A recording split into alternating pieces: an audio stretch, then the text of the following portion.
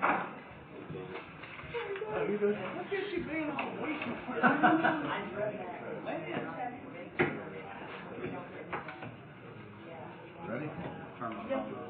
Okay. Call meeting to order. Roll call. Mayor Corbett? Here. Alderman Matthews? Here. Alderman Silver? Here. Alderman Spicer? Here. Alderman Wall? Here. All right, we need to adopt the agenda. Do I have a motion? Motion to adopt. Second? Second. All right, all in favor? Aye. Any opposed? All right, new business, discuss potential road improvement projects and alternate sources of funding. Mr. Harvey? All right, thank you so much. It's a little unusual sitting on this side and presenting. I just felt this would be the best way for me to present to you our transportation projects that we've been working on around the city. And I know that we're going to get to the heart of the one that we have at Pleasant Grove Road in 76, and that's the one that y'all asked to put in the budget this year. And we knew that we didn't have funding for it, so we would have to borrow money in order to pay for that project. We did some of the engineering, most of the engineering I think is done now for the design work, and so we're at that point where we have to make a decision. We're going to borrow money, and then if we're going to borrow it, I thought there's some other projects that are on our list that would be kind of nice to do if we can do it, if we think we can manage it financially. So just to kind of, I know I've given you a copy of this ahead of time, but just to kind of go over it again for the public that's here, we'll start with the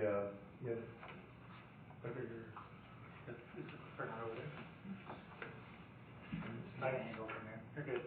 We're good? Yeah, you're good. All right, we're going to go to the number 1 Pleasant Grove Road. Now these are not, I didn't put these in priority because I didn't want to stress which one is more important than the other one. So, but I did want to start with Pleasant Grove Road because that's the one that you all said you wanted to do. So you see you have the clicker. Can you click it anyway?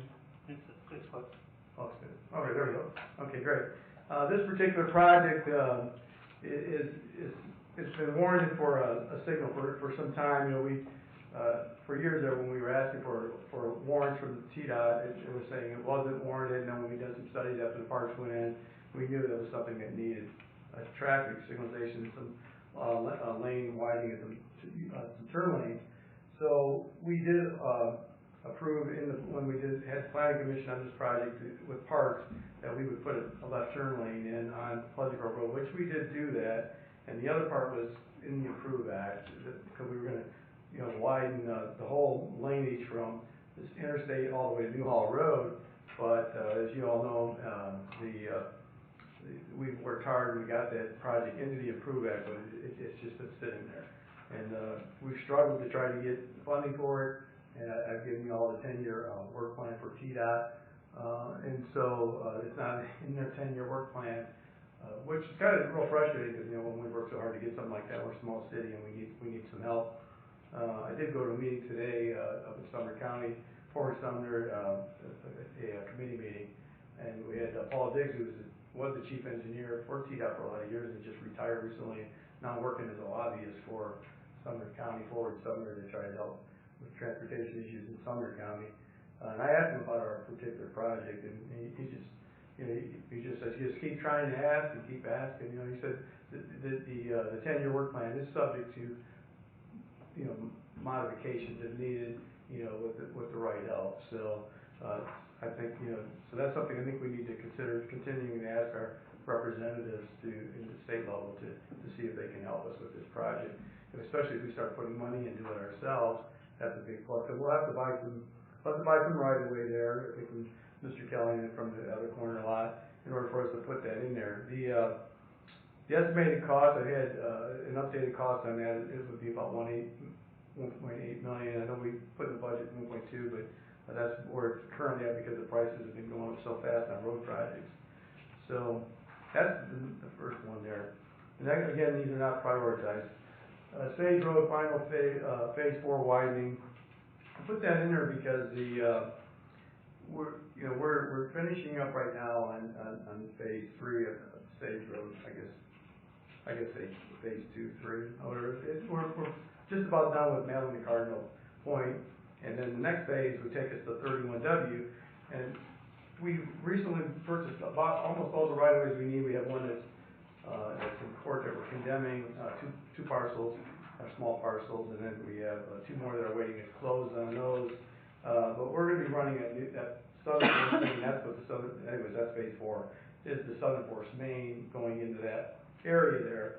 And my concern is that, you know, if we wait, if we put the sewer line in there and then things start to grow, the grass starts to grow back again, and then we leave the road the way it is, it's narrow, and we're opening up more traffic as we continue to widen Sage Road. My concern is that the folks that live there are going to have to be disturbed again 2 years, 3 years, 4 years, whenever the board would decide to do that widening.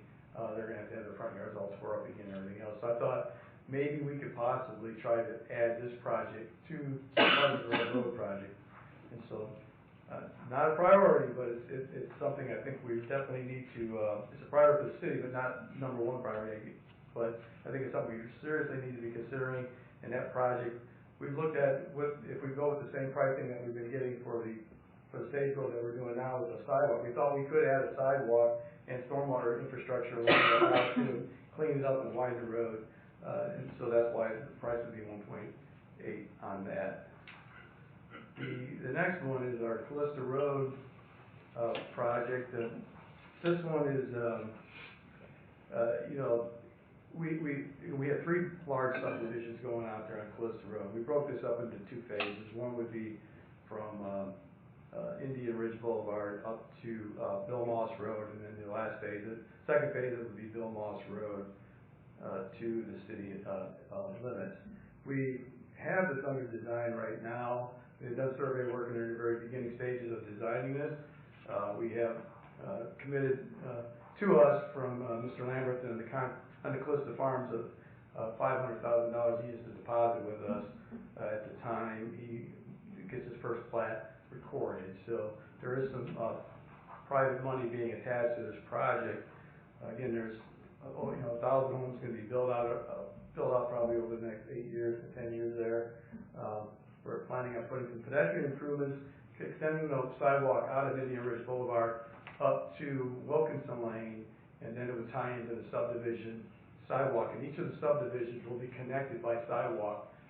So all 3 of these subdivisions, line of Concord Springs, Callista Farms, and Fields of Oakwood, they would all be connected together through sidewalks.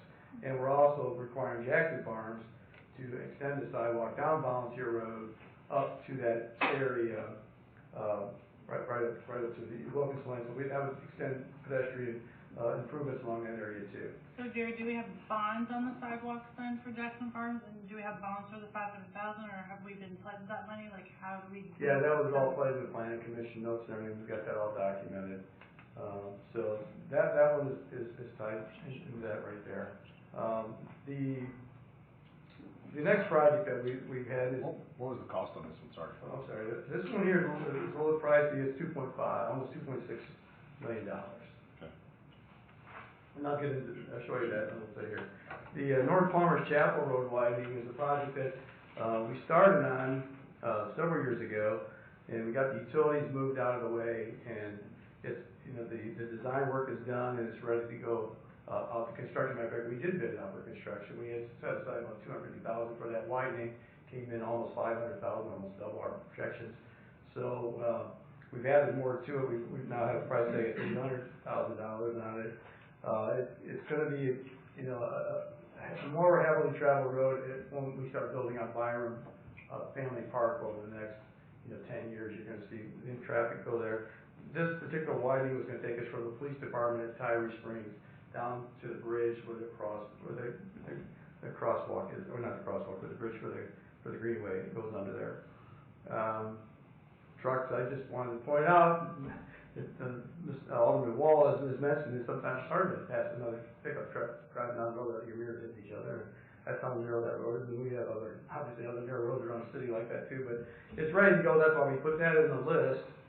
And then another project here that we need to seriously consider doing and as quick as we can in the future is Union Road at 76.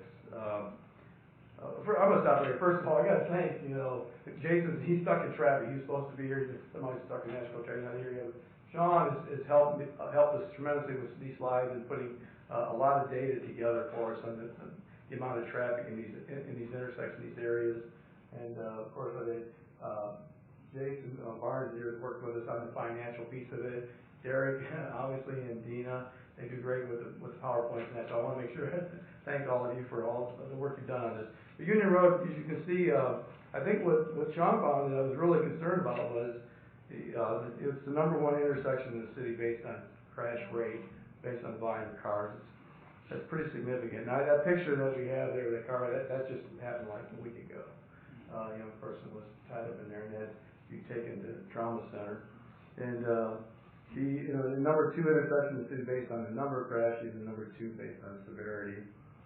We think we know #1 if you ask, okay, what's #1 for crashes and severity? It's Hester Drive at 76. Even though we made improvements there, we know we have a flaw there that would be kind of hard for us to overcome, because Charles Drive drives up between McDonald's and Waffle House, and we really need an extended lane, which would require us to take pretty much a row of McDonald's parking out.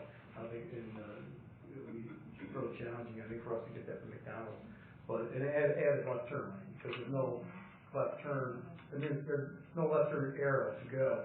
So you're just sitting there, and I think that's why we have a lot of crashes there. But this particular one, it's a pretty serious area, and in the planning commission in the past, when we approved the Burris Ridge subdivision with Lennar in their traffic studies, and I think that the others should be put the turn lanes in, and that their responsibility when they start building out their subdivision would be to put a traffic light at that intersection.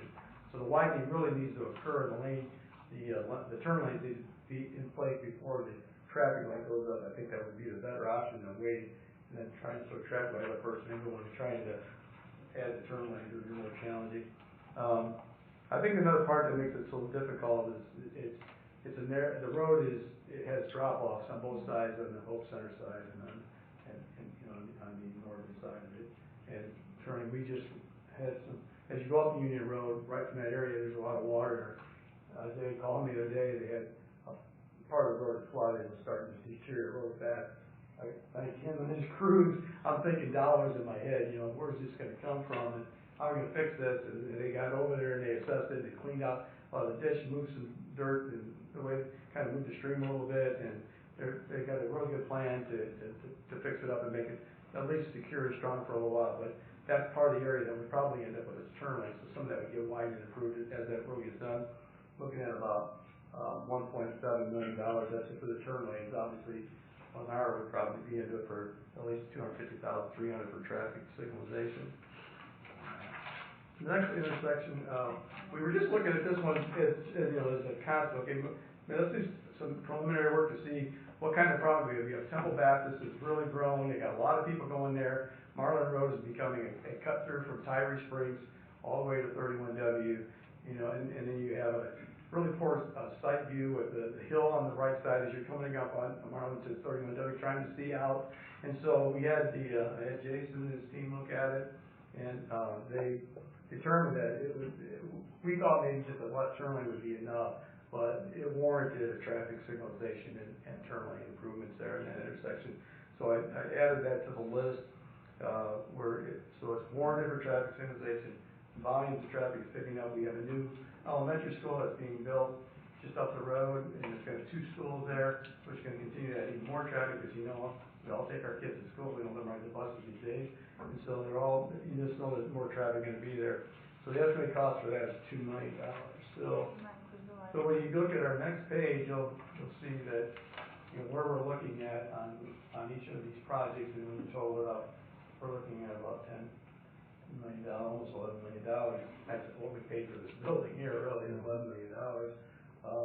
It's 6 projects, but well, let's look at how do we fund this thing? And so I look at, one thing we could do is just do the Pleasant Grove Road, and that's approach number 1 and done. We borrow the money, do a capital note, and then we can pay for that capital note, get that project done. I thought if we wanted to do add Sage Road, because so that we can do that work along with the new sewer line that's going in there, that would put us at $3.6 million. If we want to go with the ones that are kind of almost ready, shovel ready, where we can go out to bid and get these projects going within the next 3 or 4 months, That would add North Palmer Chapel to that because that one's ready to go. We would be looking at $4.4 million. And if we wanted to do it all of it together, it would be $10.73 million. And so this is where Jason comes in handy, because I was like, okay, what impact is this going to have on our debt services if we go with any of these 4 projects? So him and I have met with the Tennessee Municipal Bond Fund folks. Kevin Krasinski, he's been before this board several times in the past, and we met with Raymond James, a consultant, who we've also used for bonds in the past. And we've kind of got an idea of what it possibly would cost us in looking at our debt. We looked at our average, what would be the interest rate we would be paying. Right now, interest rates seem to be holding steady. They haven't gone up. They just kind of sit steady. So they may go a little bit improvement. They may improve a little bit better as we move into the election cycle here. We looked at just not wanting to go more than 12 years on all 4 approaches, and these are just what I put together for approaches. I mean, obviously you could say, well, no, I'd rather do this one, or I don't want to do this one, and change it up. But this is what we kind of came up with. The debt ratio is something we always want to look at. How much debt we want to have compared to our operating revenues. And if you look at the debt ratio, approach number 1 would put us at about 17.9%. And if you go all the way to the top, it would put us at about max of where I would ever want the city to go, and that would be 24%. That would be the top. We wouldn't want to go any further than that if we had to. I would say that we need to cut, but that would be the max we would want to go. Now I thought, okay, well, I don't think we have enough growth to pay for these roads, because we have a lot of other capital projects and the cost for police cars. And this year we got to set aside $900,000 out of our budget for the fire engine that's got to be set aside. We have a wage study that we had done, and so that's going to get incorporated into the budget. Debt service we have to pay, anything that's tied to grants. Because I still have 2 projects that are tied to grants that are road projects. One is Hester Drive, next to Grace Park Church, where there's a road it's a joint road right now that's being used by the Millworks folks and Advanex, the Japanese headquartered company.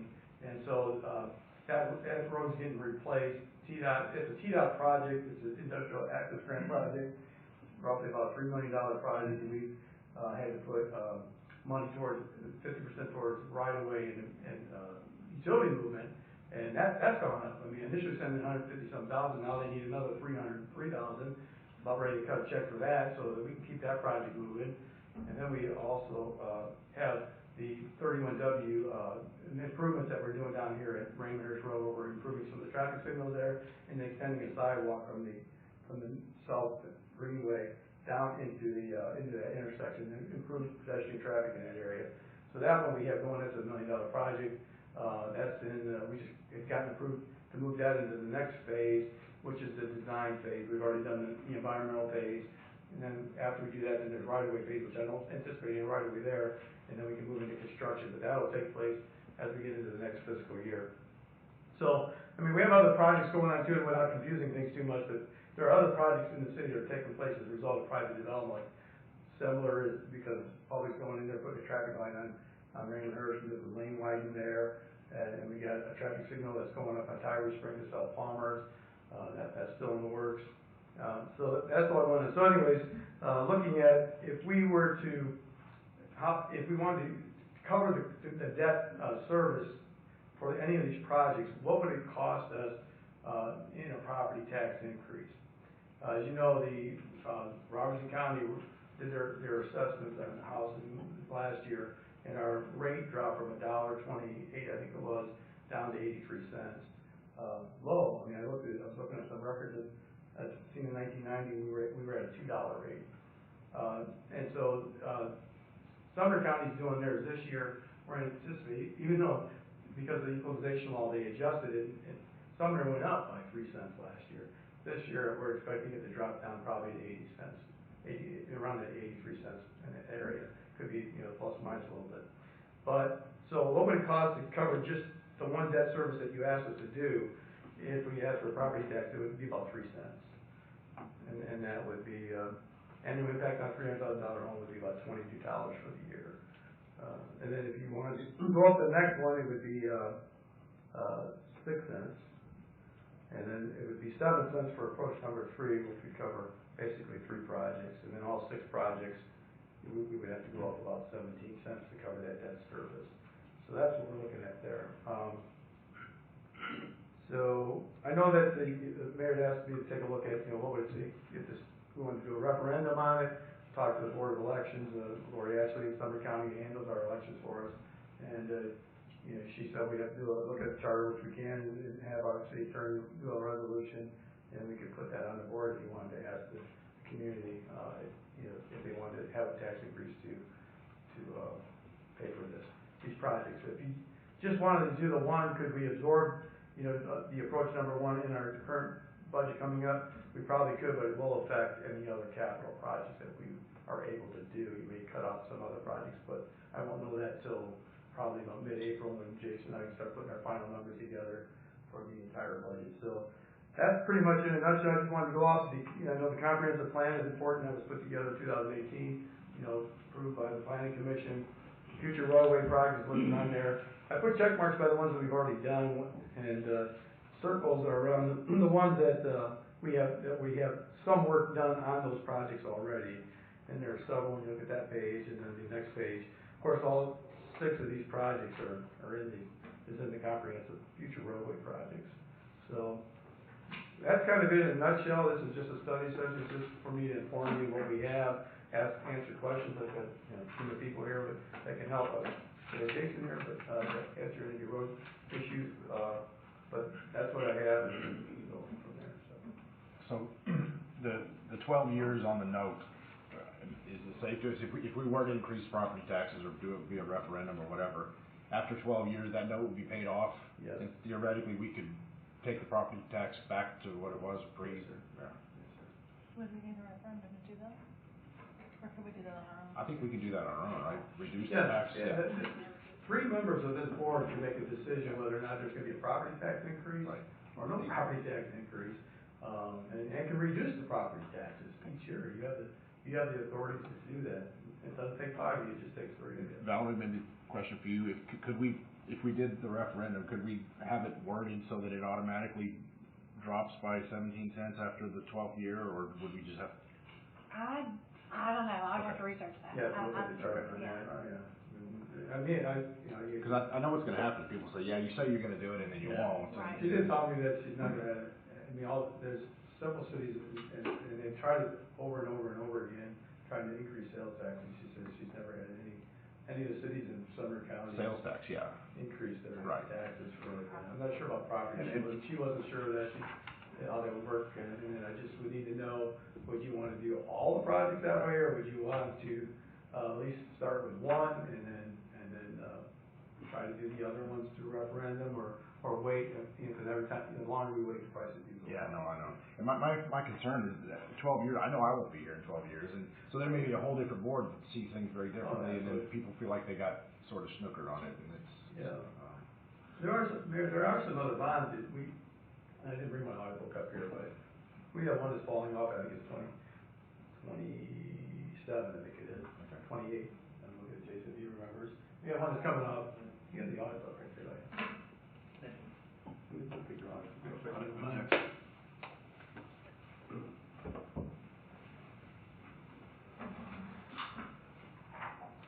And while you're looking at it, if we went with approach 4, how fast could we get these projects done?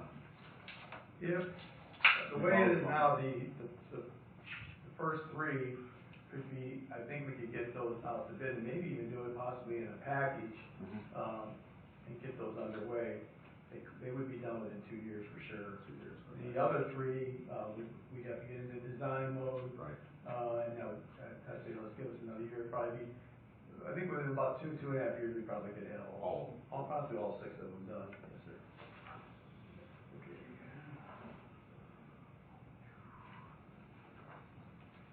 Unfortunately, we've been put in a difficult situation that Agreed. Yeah. I've obviously been following for a long time. Yeah. Before I got to this position, but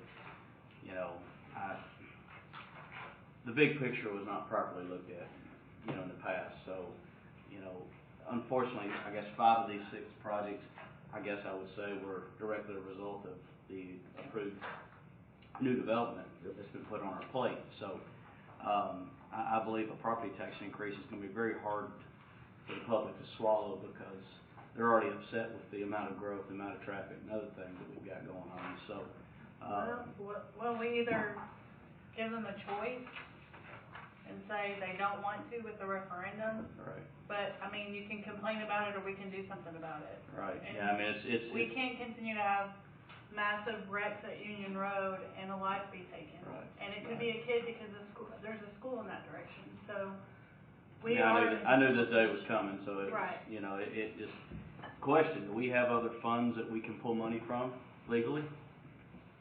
I mean, like the impact, like the impact fund. Well, the impact fees are Fees. They are what they are. I mean, we're always going to have some projects that we're working on still, right? Like we're using a good sum of money from the impact fee for the Stage Road. Of course, it's going to be depending on, you know, that only grows as the community grows. Right. So it's not like it's a continual tax. Once all lots are filled up around the city, we're not going to be bringing in any impact fee money at all. When we went through the recession, our impact fees dropped. So much so that we reduced the impact fees to try to encourage growth. That's what happened. What about our property tax abatement schedule? That, you know, we've granted all this abatement to all these companies. You know, what kind of money? You know. There is, I mean, ours is a lower schedule than what Robertson County is, but that's up to them. But for the city tax side of it, we don't have a very long schedule within 10 years. Some of them have already fallen off. I don't think that is that big yet. I mean, like 4 or 5, the big 300,000 square foot building, they didn't ask for any, so that's a big building. We'll get a lot of property tax for that. You know, our largest property tax payers in the city are the two apartment complexes, the ones that have over 200 units, one on Sage and one on 31W. We have 2 more that's going to be coming online here. That'll increase our property taxes too. That money's not out. Yeah. It's not put into the budget.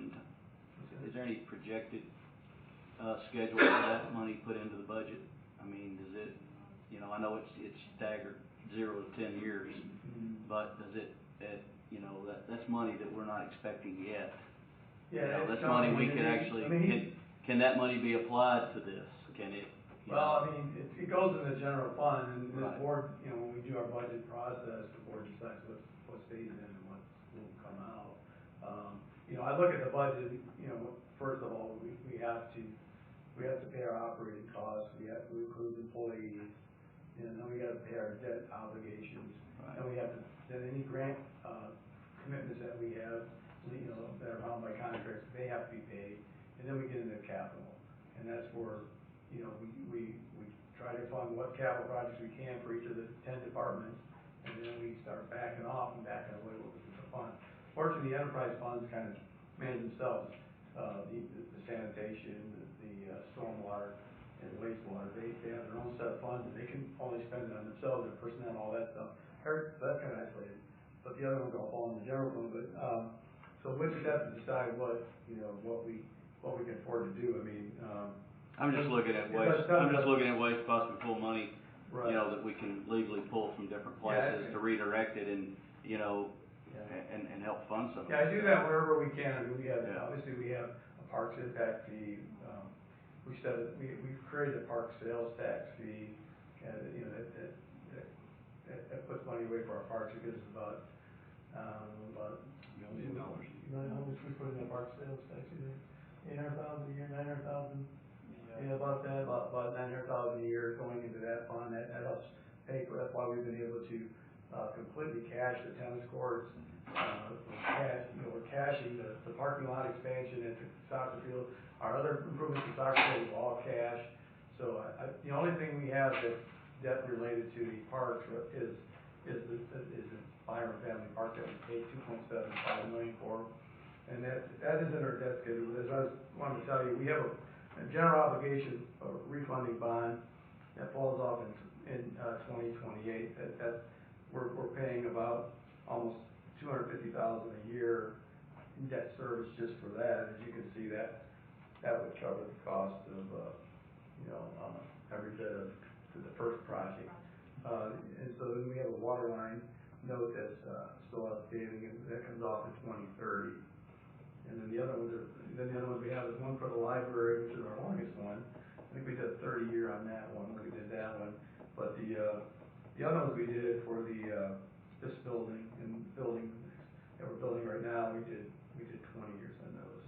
The debt ratio that's on here, just how it affects the payment here, not our full debt service, right? I think full debt So service. they're at full debt Yeah, service yeah. for everything. That's full debt service. As it exists today, right? That's current, yes, Yeah. sir, and that's current operating revenues as well. Okay. I mean, I've noticed that our net position has increased the last few years as well, and that's positive. But I'm assuming with the study we're gonna talk about next week with the employee pay and things of that nature. That I think I've got pretty well covered. I don't know if you got the email that I sent out to the employees, but I've asked the employees, the department heads to tighten up for the last quarter of the year so that we could take care of those that were under the minimum.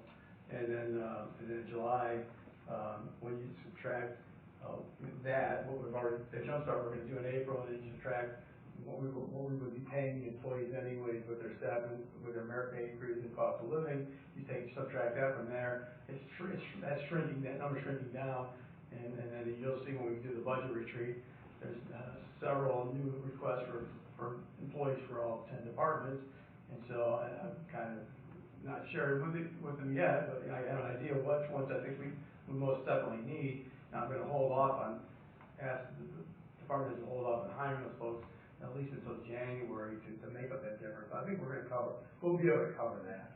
I'm just more concerned about, these road projects because we're looking at what, 820? It's hard to do roads with just the capital money we're bringing in every year. I mean, I've said, I have to set aside a couple $100,000 for this sidewalk project, this grant.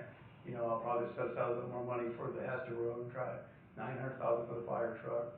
Well, I have to set those things aside. That's where your cap. That's where our ability to spend on other things, police vehicles. All the departments need. They all have vehicles that they're always requesting. I think we have a new building that's being requested for public works and the firemen. They want to. There's just a lot. You'll see when we do the budget retreat how many things that come up. But I always feel like the guy that's on TV with the little stick and he's got the little plate spinning. I'm like this. Trying to figure out every once in a while one crashes behind me and I'm like, keep going. That's what I'm doing. I'm keeping going, and I think we try to give you the best thought out plan. Certainly keeping in mind the one that you really want to do. That if you still want to do it, we have to make this decision. This is a study session, but I am asking you in the board meeting starts at 7 o'clock.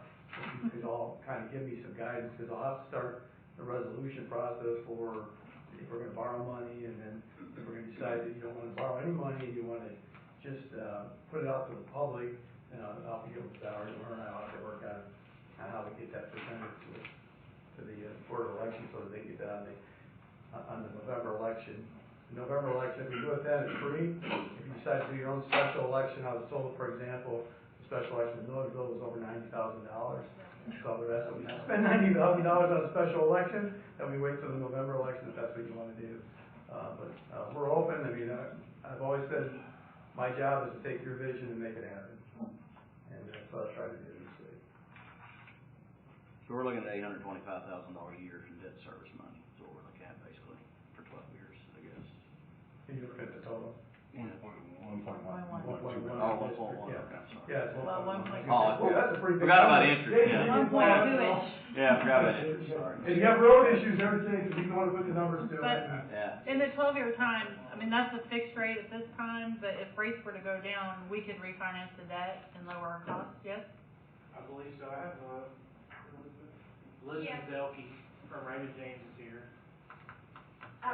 Yes, so what we've put together in this presentation, I've just reached out to a local banking contact who's usually pretty aggressive, and she built in a 3-year call on this for that purpose. So it's at your discretion. After 3 years, if rates are looking really good, we can call it and rebid it out and keep it's much powder dry. But the 3-year clause, not, we don't have to refinance it at that time, we Correct. can keep our rate what it is if Correct. rates haven't lowered, correct? Correct, the Okay. advantages to the city in this scenario, not Yeah. saying. Just making sure, that's our Yeah. job, right? Yes, yes. Gerald, have we done any projections on what we're gonna see in increased property tax revenue and sales tax revenue with the increase in population? Well, it's gonna happen. You know, sales taxes, I don't know if you've seen the report from Cookville today, that they're down about $600,000 because the state, had stalled, sales taxes on groceries for 3 months. They didn't pass these up for a month, so I've not seen it where that's really impacted us. But as more people move in here, and like I said, they get on their computers and they order stuff from Amazon or whatever to deliver to their houses, we're getting sales tax on that now. That's been helping us since COVID. We all thought we were gonna lose money in COVID, but it actually went up as a result. And I'm talking all the cities around us, they all went up as a result of the people buying online. That was very helpful to us. I think that's gonna continue to go up.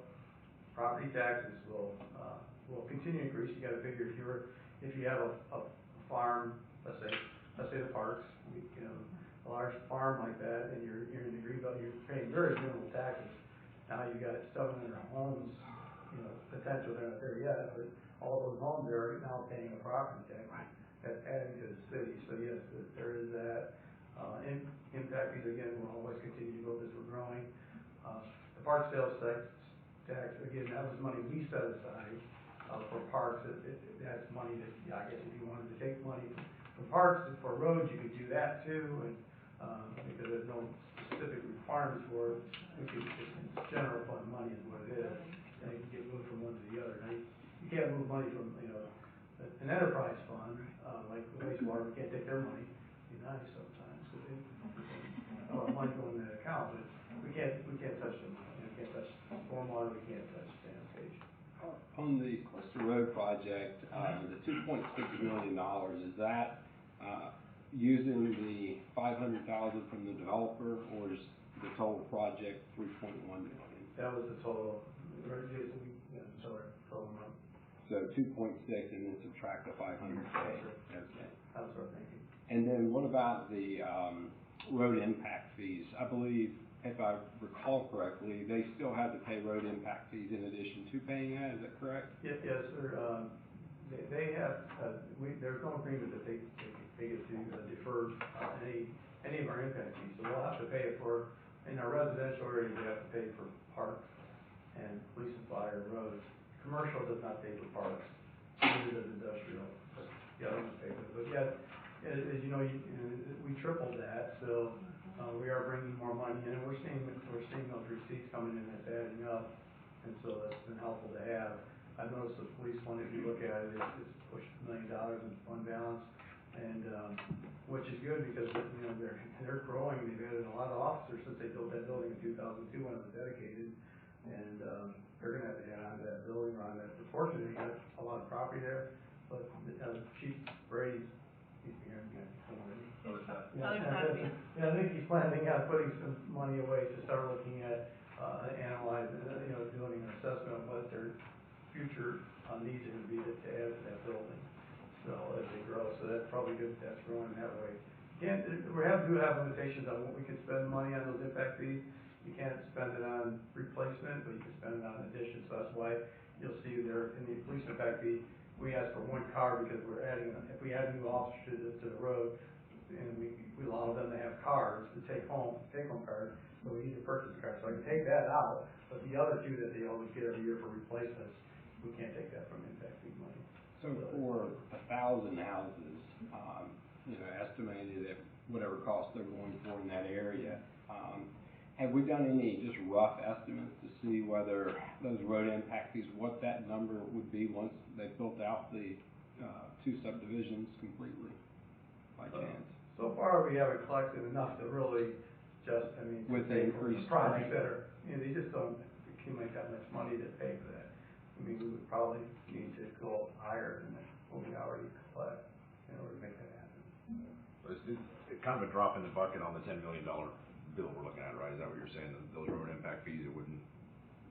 Yeah, I mean, I'm just curious, We won't say for a $2.6 million project, it's primarily being done because of those developments. Right. How much of revenue is coming in to offset that cost? Right. That's kind of where I'm getting at. Yeah, I don't think it's Yep. enough, I don't think it's enough to cover that. How would a tax increase affect the timing of all these projects if we decided to raise taxes? How does that come into play? Especially when Jason, it's gonna delay it for a year. Are you talking about like how soon would it come into Would effect? we have the funds to start these projects? Well, if you vote on a tax rate every year, with the budget, In July and, or June, sorry. and our property taxes come out, they're supposed to come out in October. However, the counties and the states never get them to us that soon, so they're supposed to come out October 1st. So they would be, I don't think we've ever went into November, so it'd be between October 1st and November 1st, and then that's when we would bill everything out. Typically revenues for property taxes, a lot of people have escrows, and those escrow banks like to hold on to their money as long as possible, and for some reason they like to pay them December 31st. So you're looking at majority of property tax revenues to be collected at the end of December, beginning of January of 2025. So that would be when we would see. So definitely next fiscal year, so it would delay it, I think it'll be easier, because if you put up the referendum in November, and then once you get that approved, then we're gonna have to, do a resolution. I think it's over a good, I think it takes maybe once or, I think a few council meetings to get that accomplished, the public hearing, so that'll put us into the next spring, and that'll be our money, and then we can start the projects. Like I said, if you wanted to do just the one that you all said that you wanted done this year, that would go, we could do that, like I said, it just will have some impact. That $200,000 will have some impact on this year's budget. I'm not sure how, it won't be too difficult to overcome $203,000, but it could when I set aside $900,000 for our fire truck, and because so it could be pretty impactful. But but if you borrowed the money, it shows that you wanted to borrow the money today. Like I said, it's going to take us a couple of months to get that process going, and then we would be out to bid probably. We could probably simultaneously get it ready for bid, and then by early summer, you would be approving that bid, and then we would probably be under construction sometime in September probably for that particular project we're talking about. The only thing that might delay us, there is a couple of right-of-ways that we will have to approach the owners about purchasing, and going through that process and trying to be fair in that. So My only concern. that could take us a few months. Yeah. I mean, one of my concerns is obviously North Palmer's. I drive it every day, multiple times a day, and that road got capped, to prevent it from just coming apart. Well, that cap is about to come apart now. So we're back in the same position we were a couple of years ago. Do we cap it again? Do we go ahead and widen it? And some of these projects are probably going to be that way. Right. Pleasant Grove Road has been a source of contention with the public for a long, long time. Obviously getting them to understand that the red light was not solely our decision. Right.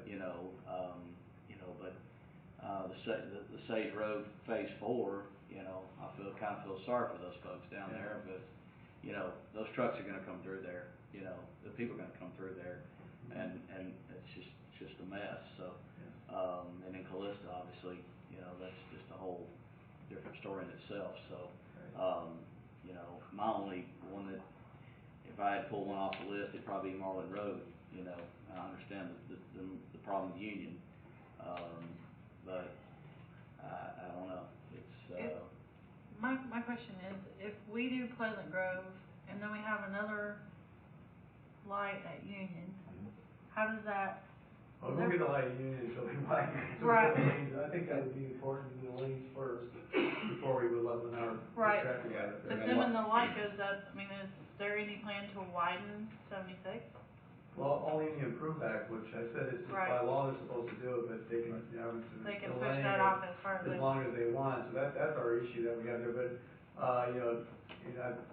going back to 2008 comprehensive plan, and I think 2009, and, he did not want us to, route through his property to connect Union and Pleasant Grove Road when we have it, and so that came off the record, and then in 2018, there was just, again, he stressed he does not want to lose that land. And we were trying to find different ways to get around to make that connection, but, so all we did was put a footnote that was something we would consider, but I think by putting a traffic light at Pleasant Grove Road and improving intersection Union Road, we will have very minimal impact on the Kelly property, very minimal.